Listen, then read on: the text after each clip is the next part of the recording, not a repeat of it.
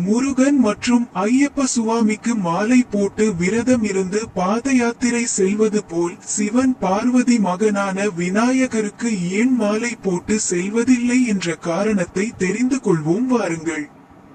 பிராமணர்கள் கூறிய கதையின்படி விநாயகரின் தலையானது அவருடைய தந்தையான சிவபெருமான் கொய்து விடுகிறார்.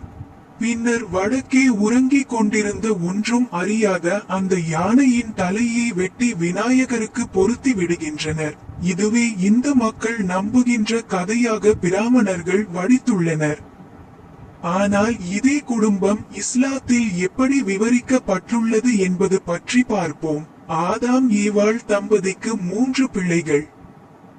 ஆபெல், காயின் மற்றும் சேத் ஆவார்கள்.